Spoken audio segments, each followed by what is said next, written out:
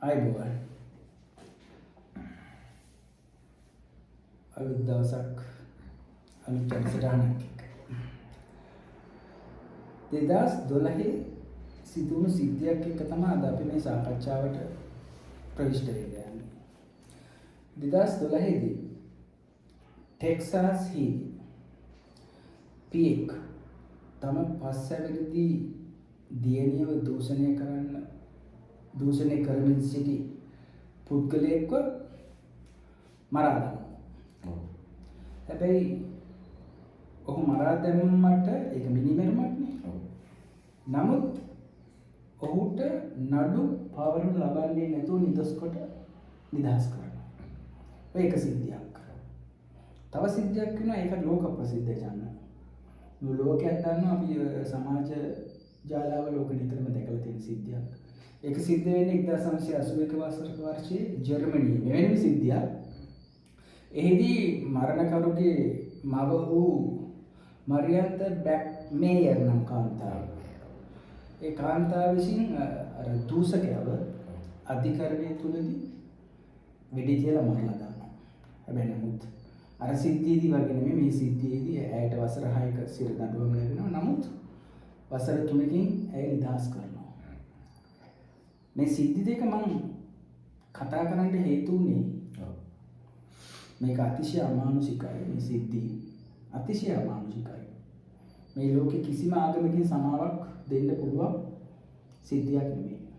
එතකොට ලංකාවේ මේ දවස්වල චන්න බොහෝ දෙනා කතා බහ වෙන අපි නිවුස් වල දකිනවා සමාජ මාධ්‍ය ඔස්සේ දකිනවා පල්ලේගම හේමරත්න හාමුදුරන්ගේ සිද්ධිය.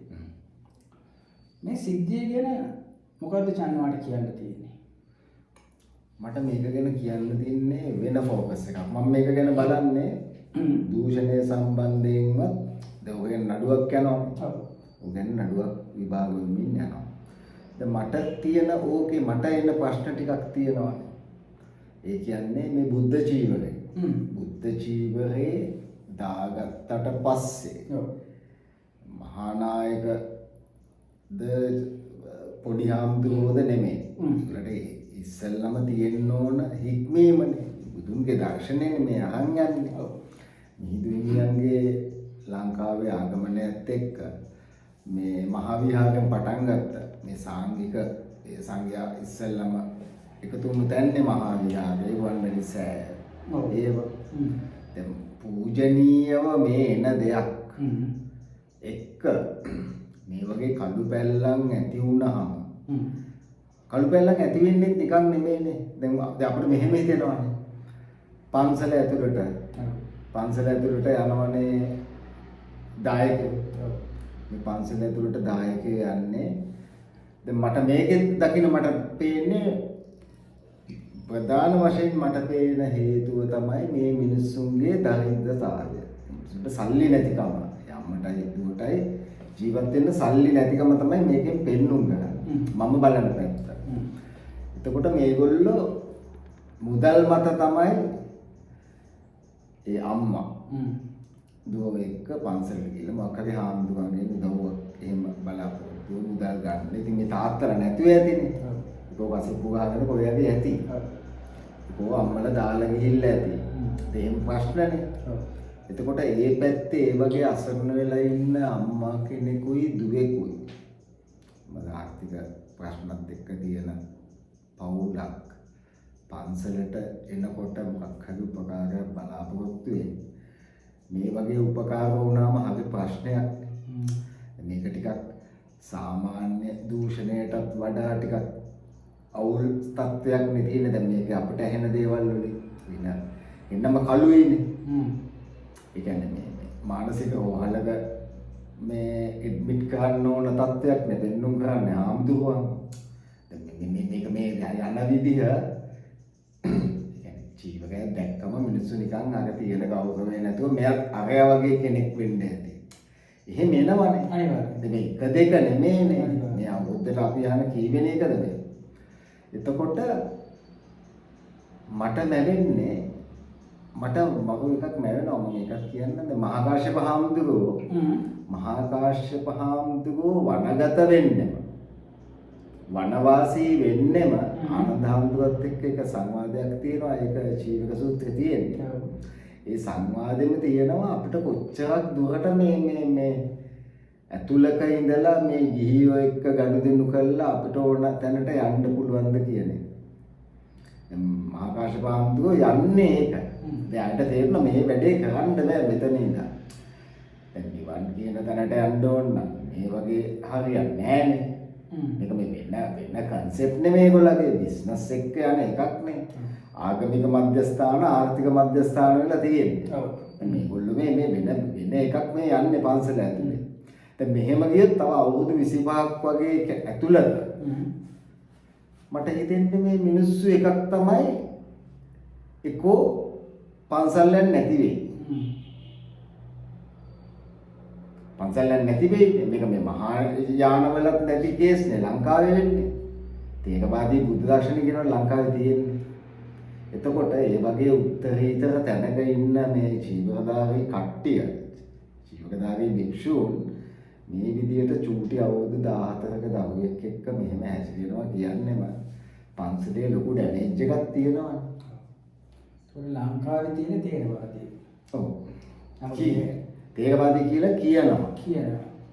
නමුත් මහායානයේදී උන්ට කසාද බඳලා ළමයි හදන්නේ සිද්ධිය ඕක කියන්නේ. ගොඩක්ම මෙහෙමයි උපන්. ඔය ඕක ජපානයේ තමයි කසාද බඳින්න අවසර දීලා තියෙන්නේ. දැන් කොරියාවේ බුරුමේ කොරියාවෙත් එක සමහර කණ්ඩායම් ඒ කියන්නේ ඒගොල්ලෝගේ තියෙනවා නිකායවල. දැන් හොඳම දැන් වැඩියෙන්ම ඉන්න කොරියාවේ ගොඩාක් මේ දියුණු වෙලා තියෙන ඒවා කට්ටියට කසාද බඳින්න බෑ. ඒගොල්ලෝ සම්පූර්ණයෙන් භ්‍රමචාරී. දැන් මේක මේ ජපානයෙන් තමයි ඔය කසාද සීන් එක ආවේ. ඔව්. මහායාන කියලා කසාද බඳින්න කියලා මුලින්ම ඒගොල්ලෝ නීතිගත කරගත්තේ ඒගොල්ලෝ. කියන්නේ ඒගොල්ලන්ම හදාගත්ත එකක් නේ. ඒක බුදුහාමුදුරුවෝගෙන ආපු concept නෑ. හරි. බුදුහාමුදුරුවෝ ඒක කියලා නෑනේ. එළියට ගියේ ඒකනේ. right. එතකොට දැන් බලන්න. දැන් ලංකාවේ දැන් සමහර පන්සල් ගත්තාම හරිම පාළුයිනේ. ඔව්. ඒට්ටු දාලා වහගෙන සමහරවට බල්ලෙක්වත් යන්නේ පන්සල් තියෙනවා. හරිම පාළුයි. සහ දැන් පන්සල් කියන්නේ මේ පුද්ගලික දේපලවල වගේ නේ. ඒවා ලොක් කරගෙන ඉබියතුරු දාගෙන වහගෙන ඒක සිද්ධියක්. මම මේ කියන්නේ පන්සලක් කියන්නේ දොර ඇරලා තියෙන්න බෑ නිතරම. හරිනම් ඒක නෙවෙයි නිවන් දොර ඇරලා තියන්න ඕනේ. මේක නිකන් වහලානේ තියෙන්නේ. ඒ කියන්නේ අහවල් වෙලාවෙන් පස්සේ වහලා. අහවල් වෙලාව වෙනකම් විතරයි. දැන් මට කියන්න ඕන මට එන්න ඕනේ මෙන්න මෙතෙන්ට. දැන් සාමාන්‍ය පන්සල් වලට ගැහැණු උදවියේ අනිවාර්යයෙන් එනවමනේ. ඒක එහෙමමනේ. ඔව්. දැන් කොට සමහරව වෙනවා ලස්සනට ලිප්ස්ටික් කාලා කොටට ඇඳලා විචූර්ණ දාලා එක විදිහට එනවා. ඔය ඇවිල්ලා අපි හිතමු ඔය එන කට්ටිය හාමුදුරුවෝලන්ව පොළඹව ගන්න හදනවා කියලා. පොළඹව ගන්න හදනවා කියලා හිතුවොත් මම අහන්නේ දැන් පන්සලේ හාමුදුරුවෝ කෙනෙක් ඉන්නේ ඒකට පෙළඹෙන්නද? එයා ඒකට පොළඹවන්න එනවා නම් දැන් කාටද ගංගුලිමාලගේ කතා වස්තුව පටාචාර්යලගේ කතා වස්තුව 365ම වදේශනවල මිනිස්සුන්ට මං අහන්නේ පන්සලේ චීවරයක් දරාගෙන ඉන්න හාමුදුරන්ට කියන්න පුළුවන් නේ අඟුලිමාල මම නැවතුණා ඔබද නවතින්න කියනවා වගේ අර පොට්ටට ගහගෙන එන එක්කෙනාට කියන්න බෑ නවතින්න උතනින් දෙන්න මෙහාට එන්න එපා මං කියන්නේ බුද්ධ චීවරය ඒකනේ බුදුහාමුදුරුවෝ දීපු දර්ශනයනේ එතකොට දැන් ඒ උනාට මිනිස්සු කියන්නේ නෑනේ හාමුදුරුවෝ රහත් වෙලා නෑනේ මොකද එයා මොකෝ මේ පෘථග්ජන මිනිස්සෙක් සිවුරක් දාගෙන හිටියට කියලා ඔක සාධාරණීකරණය කරන මේ සමාජයේ සමහර මිනිස්සු. ඔව්. පාඩ මොකද කියන්නේ හිතේ? ඔව් එහෙම එකක් තියෙනවා දැන් මේ උතන් මෙහෙම එකක් තියෙනවා. දැන් අපි හිතමු හාමුදුරුවෝ පොළඹවනවා. දැන් පොඩට ඇඳන් ගිහිල්ලා දරුවේ පොළඹවනවා නම් දැන් හාමුදුරුවෝ තියෙන්නේ ඒක නවත්තනවටත් වඩා දැන් මම දකින්නේ ඔක අනිත් පැත්ත. පොළඹවනවටත් වඩා හාමුදුරුවන්ට තියෙනවනේ හොඳ විනයක්. හාමුදුරුවන්ට තියෙනවනේ. දැන් හාමුදුරුවෝ ඉස්සරහට ඇවිල්ලා ඒ තරුණ ගැහැණු ළමයා කියන්නේ නෑනේ මේ කොටට ඉඳන් ඇවිල්ලා මට අවල් දෙක කරන්න කියලා. ඔව්. පාපෙසුරට යන්න කියලා කියන්නේ නැහැ. ඒක නිසා මේ දැන් එතන ඔතන තමයි යවුනේ. දැන් මේගොල්ලෝ මේ පැත්තෙන් දාන්න හදනවා එකක්. දැන් අපි මේ නිකන් අපිනේ මේ පොළඹවන්නේ. එළියෙන් ඇවිල්ලා. එළියෙන් ඇවිල්ලා නෙමෙයි මේගොල්ලෝ කාලා බීලා තෙල් බීලා මොනවද කිරිපැණි කාලා මේගොල්ලොත් ඉන්නේ මේ තෙල මෝරගෙන ඉන්නේ. මද කිපිලා ඉන්නේ. එතකොට මේ අහිංසක දරුවන්ට සහ මේ අහිංසක බලන්නේ දරුවගේ අම්මා පවා දූෂණයට ලක් වෙලා ඇතිනේ. කොච්චර වුණත් ඔය ඉස්සෙල්ලාම අම්මා ඊට පස්සේ දෙවෙනි පාර පස්සේ දුව ඒ ළමයට අවුරුදු 15කට අඩුයි මම හිතන්නේ. ඒක අපෝ දකින්නකොට මම දැක්කා මල් කැකුලක් නිසන්න. එහෙම කියන්නේ මේ පන්සල් වල ඉන්න ඕන නෙමෙයි හරිනේ. ඒක මම කියන්නේ අනිත් ආම්දුරගොල්ලොන්ට කරන කොච්චර අසාධාරණයක්ද කියන්නේ. අනිවාර්යයෙන්. අපි දකින්නවනේ මේකේ. පිරි ආම්දුරගොල්ලෝ අපේ ඉන්නවා. අපි දන්නවා. අපි දන්නේ කියන්නේ ඒගොල්ලගේ කියන්නේ 50ක් ඇහුවම මාසෙකට ඇති. අනිවාර්යයෙන්. එහෙම ආම්දුරගොල්ලෝ ඉන්න කොට දැන් මේ වගේ මේ මෙන්ටල් කේස් කාර්යෝ දෙන්නේ 3 දෙනෙක් ඉන්නකොට දැන් මේක මුළු සාසනයටම බලපුවා දෙකක් නෑ. අනිවාර්යයෙන්. දෙකක් නෑ මේක පොඩ්ඩක් හරි විදියට බැලන්ස් කරන්න ඕනේ නැත්තම් මේ රැල්ල නිකන් අමුතු එකක්. අනිවාර්යයෙන්. දැන් ඡාන ගත්තොත් එහෙම අපේ උතුම් දළදා වහන්සේ ඒ නුවර. එතකොට දැන් මේ අනුරාධපුරේ රුවන්වැලි සාය කියන්නේ අපේ මහා උතුම් තැනක්නේ. එතන ඒ සිද්ධිය වෙන්නේ තියෙන්නේ. මිනිස්සුන්ට හරි කම්පාවක් ඒක. පුදුම කම්පාවක් නිවාග. මට තේරෙන්නේ ඒක කොහොම විග්‍රහ කරන්නද කියලා. නමුත් මට මතකයි මම සිද්ධියක් මතක් කරනවා 80 දශකයේ. ෆාදර් මැතිව් පීරිස්ගේ සිද්ධිය ඡන්නට මතකයි. අපි ඔක කරා. ඔහු ධම්මඝාතකෙක් හා සමාන නැහැ. අපි එහෙමනේ කතා කරන්නේ. එතකොට ඔහු ඒ මිනිමෙරුම් වලට ඔහුට එකල පැවති නීතියෙන් සුදුසු දඬුවම දෙටි දඬුවම හම්බෙනවා. මරණීය දඬුවම බව හම්බෙනවා.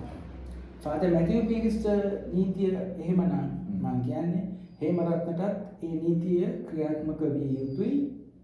අධිකරණයේ සියලු කරුණු සාක්ෂාත් වුණොත්. ඔව්. දැන් අපිට මෙහෙම දෙයක් පේනවානේ. මේක මේ යන විදියත් නිකන් අමුතු එකක් පෙන්눔 කරනවානේ. මේක යන විදිය නිකන් මේ බබාලා ඔක්කොම බබාලා වෙන්නේ යන්නේ. දැන් වෙන කෙනෙක් ওই දේ කළා නම් වෙන විදියයි. මෙයා දැන් ඕක කළා වෙන විදියයි. අපිටම පේනවනේ දොරේ සද්ද අපි දන්නවනේ. එතනදී මේගොල්ලෝ දැන් මේගොල්ලෝ අනා ගන්න නිකන් මුල් ගල දියන්න වගේ යන්නේ. දැන් මිනිස්සු සෑහෙන්න මේ දොස් කියනවා ජනාධිපතිතුමාට. හේතුව තමයි දැන් නීතිය හැමෝටම පොදු නම්. නීතිය හැමෝටම සාධාරණ නම්. ආරක්ෂක ලේකම්ලා හිටපු පොලිස්පතිලා මරණීය දඬුවමේ නියම වුණා නම්. එතකොට මෙයා කවුද? මහා බ්‍රහ්මයාගේ පුතාද මෙයා? මෙයා කවුද? මෙයාට එහෙම විශේෂයක් මෙයාට දුන්නොත් එහෙම මුල්ගල තියන්නේ පරිහානියේ මුල්ගලනේ. මේ සිද්ධිය නිකම් අපි ඇවිල්ලා අපි හරි ආසයිනේ මේ සිස්ටම් එකට ෂා වැඩේ ලස්සනට යනවා නියමට කරනවා රයිට් කෑම ගණන් අඩු වුණාට කමක් නැහැ අපි තියෙන විදියට කමු මේගොල්ලෝ හොරකම් කරන්න දෙන්නේ නැහැ. එහෙම එකක් මේගොල්ලන්ට තියෙනවනේ ක්‍රෙඩිට් එකක්. ඒ ඔක්කොම මේ විනාශයි මේකේ. ඔව් දැන් විඥානේ ඒක තමයි. දැන් අපි ඡන්ද මුලේ ඉඳන්ම අපි බලාපොරොත්තු වෙච්ච රටක් තියෙනවානේ. ඔව්. අපි ආස විදිහක් තියෙනවා රටක ඉන්න. අපිට අපිටම කියලා ඉන්ජිවිලිටි එකක් තියෙනවානේ. ඔව්. ඒ අපේ එකක් තියෙනවා. එතකොට අපි බලාපොරොත්තු වෙන්නේ මහපාලින යාචකයටත් මේ රටේ ජනාධිපති වෙච්ච අනුර කුමාර දිසානායකටත් එකම නීතිය. අපිට වෙන මුකුත් එපා. නීතිය ස්ථාපිත කරන්න අපිට හොඳටම ඇති. අර අම්මටයි දරුවටයි. ඔව්. හරිද? කොච්චර වුණා. අසාධාරණයක් නේ වෙලා තියෙන්නේ. අනිවාර්යයෙන්. ඒ අසාධාරණ නිසා ඔය කීවිනිය වෙන්නද අනුරාධපුරේ. ඔව්. ඔව් දැන් වොෂ්රූම් එකේ තිබිලා හම්බෙන කේස් ඒ දරුවාගෙත් නෙමෙයි තව කෙනෙක්. දැන් ආම්දුරන්ට දිග කේස් නෑනේ. කේස් කපලානේ ඉන්නේ. දැන් ඔකට අනිත් එක ආම්දුර කෙනෙක්ගේ ආවාසයේ ඉන්න එකේ ඇතුළට ඇවිල්ලා ගෑනු කට්ටිය නෑනේ සම්නේ. දිය නොහැක්කන්නේ. ඒක අකපැයිනේ. ඒක වෙන්න බෑනේ. දැන් තව පුදුමයක් තියෙනවා. දැන් අනුරාධපුර යුගයේ තමයි තේරවාදී බෞද්ධ දර්ශනයේ හොඳම ත්‍රිපිටකයේ කාන්තාර උඩ උනේ සියලු ලස්සන වැඩ කටයුතු ටික බෞද්ධ දර්ශනයේ උන්න තැන. ඔව්. මෙහෙම දේවල් වෙන එක නම් අනුමත කරන්න බෑ. ඒ කියන්නේ ගිහි වැඩියට අපිට නිකන් මේ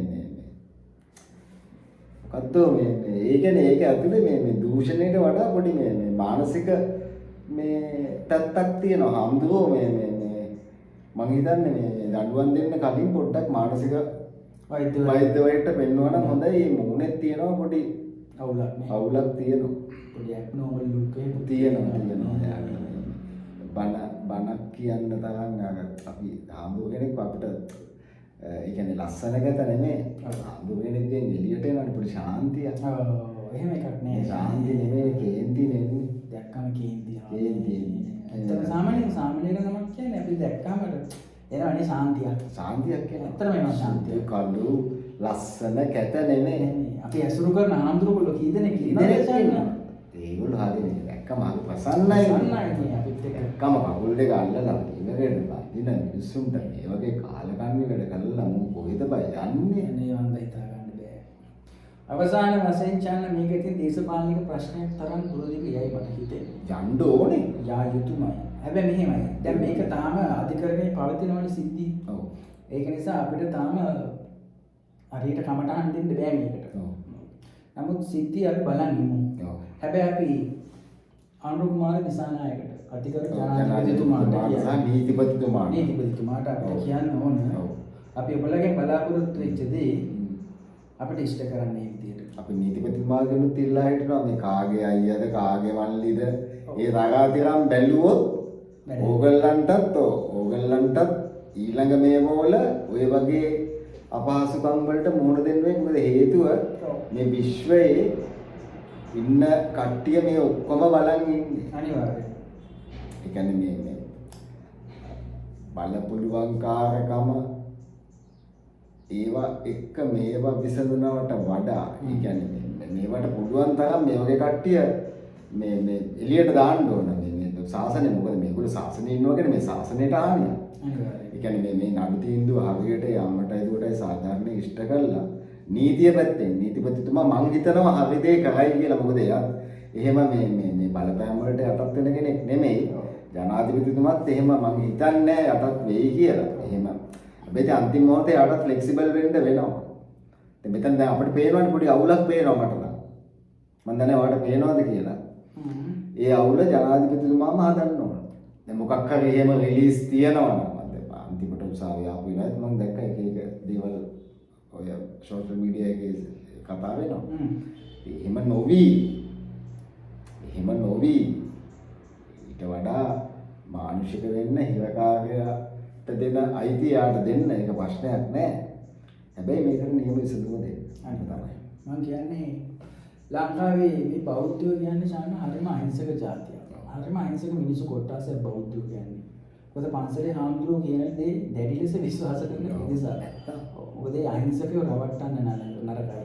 මොකද ඒ අතරේ අන්තවාදී ඇති. අන්තවාදී බෞද්ධයෝත් ඉන්නවා නැත්නම් අපි වමතරන් දැකලා තියෙනවා. නමුත් අපි කතා කරන්නේ ඒ බෞද්ධයෝ ගැන නෙමෙයි. මේ අපි වගේ හිතන බෞද්ධයෝ කට්ටියක් මේ ලංකාවේ ඉන්නවා. මම කියන්නේ මේ සිද්ධියේදී සාපේට ලක් නොවි. සාපේට ලක් වෙන්න නරකයි චන්ද. මිනිස්සු දවස් ගානේ මේ කටින් සාප කරන්න ගත්තොත් මහින්දලා ගියා නම් අනුර කවුද ඊට පස්සේ ඕකනේ වෙන්නේ චන්ද.